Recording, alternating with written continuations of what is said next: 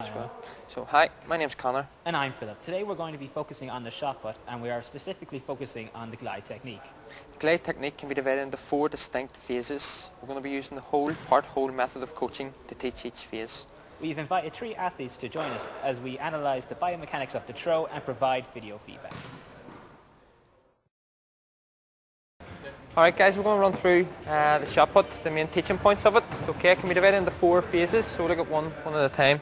Okay, so phase 1 is the initial stance. So, Philip, if you want to demonstrate. Okay, so the shot is held in the fingers, not the palm. The thumb is at the bottom. It's pushed into the neck with the other arm straight up. The elbow should be in line with the shoulder, and the arm should be parallel to the floor, just like that. Okay? Okay, phase 2 is the T position. So from this position, stay where you are, Philip. From this position, you're going to raise your left leg off the ground, bending the right leg, hanging into the T position, bending forward from the trunk to form a T shape. Keep going, Philip, keep going. So you want a nice parallel line with the back. Yep, very good. Phase 3 is the actual glide itself. So you want a nice lateral movement through the circle. Okay, as Philip demonstrates, it's 3 kickbacks with the left foot, allowing the right foot to glide across the floor. Okay, Philip? Okay. Now the 4th phase is the actual throw itself. So as you pivot round, so as on the 3rd kick, you plant your left foot, and it's 180 degrees rotation of the hips. Right round. Go ahead, Philip. Full extension of the right arm with a punch at the end and a flick from the wrists to propel the ball. Happy enough? Okay, so guys, we're all going to give us an opportunity to practice each of the 4 phases in isolation. Have a look at it on the screen, and then take it from there. Okay? Let's go.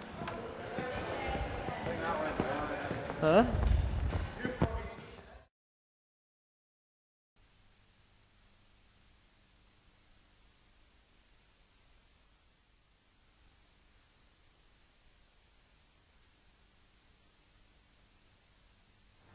Okay, Thomas, so this is your initial stance. As you can see, you're keeping yourself balanced well, but the problem for you mainly is your elbow. So you want your elbow to be straight across, parallel to the floor. Okay, so we're going to work on that, and we're going to take it on to the next stage. So we're going to do one more, and then we're going to come back again and show you your initial stages, okay?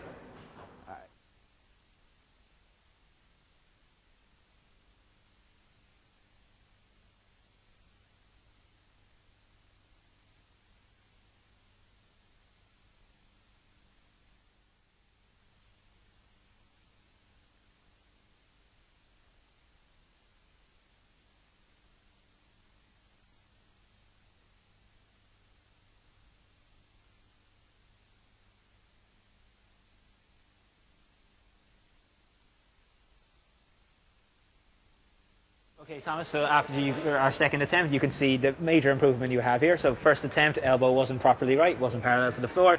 Second attempt you have right here, elbow's now nicely up, it's up against you, arms wide up, feet are parallel to the floor. You're doing perfect. So we don't even need to go into one more, because as you can see yourself, you have improved. All right. Okay, Paul, so we've run through the teaching points for the T position, so if you want to give it a go, we'll watch it on the camera and then play it back on the big screen.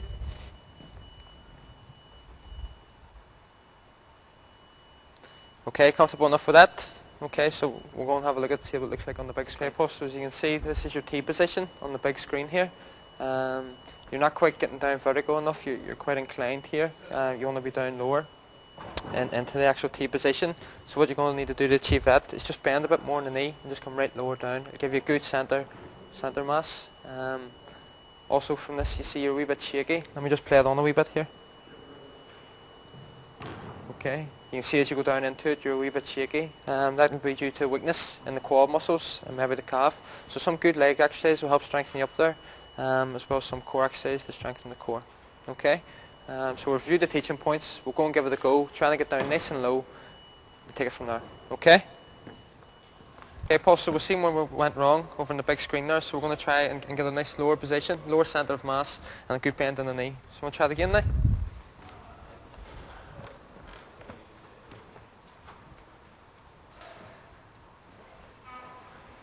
Okay, much better. Now we'll go over and compare the two, okay? Okay, so you've tried the T position both times. On the left is the first attempt, on the right is your second attempt. You can clearly see the difference just from the freeze frame here. The first attempt you're far too inclined. This time you've got down nice and low in the tee position, and you look much more stable and much more comfortable. How's that look to you? Okay? Yep. Perfect. Okay, Paul, this time we're going to go from the tee position into the actual glide movement. Okay? So we'll have a run through it, and then we'll look at it again on the screen. Sound, Chief. Ready? Go ahead. Okay, so we're going to see this is your glide action. Let me just play it on. I'll do it nice and slow. Okay, as you see, as you're going back, you're not going back in a linear motion. You're moving towards to the right, so you don't have a stable base either because you're a bit shaky as well. Okay, so all you need to do is imagine that there's a straight line. Come back, we'll do it in the opposite circle. That actually does have a blue line running through it. Or you can just keep your foot in the line and working, gliding back along the line there. Okay? Yeah. So we'll go and give that a go now. Okay, so you've seen on the big screen where you were going wrong. We've reviewed the teaching points. Okay, so remember to keep that elbow up high and a nice straight line with a nice blue line going through the circle now. So if you can just try and stick along that to get a nice linear course through the circle. Okay, yeah. Give it a go.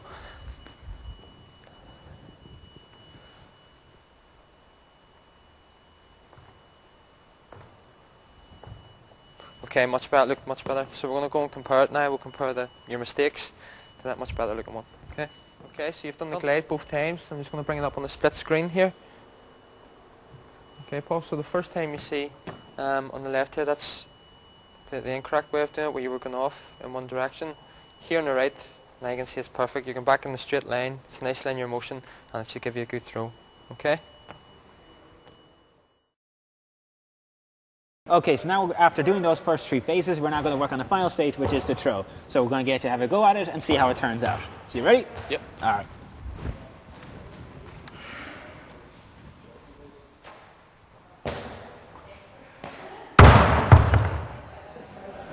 Okay, so as you can see here, after your first attempt at it, you can see you don't turn those hips fully. So you just want to be getting 180 degrees, not just 90, not 45. We want the full 180, all right?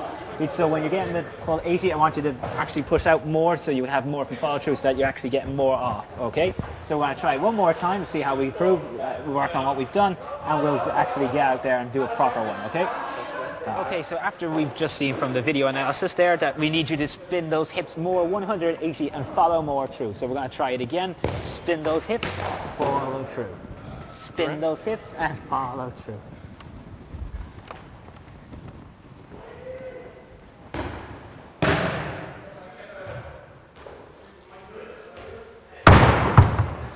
Okay, so as you can see from the second attempt compared to the first attempt, you have more, you've got the hips more turned compared to your first attempt where you got only 90, but we need to get more from the follow through and more of a slanted leg instead of just getting a side turn. So what we're going to do again, so we're going to do one more attempt, but so far more improvement and we have more to do, okay?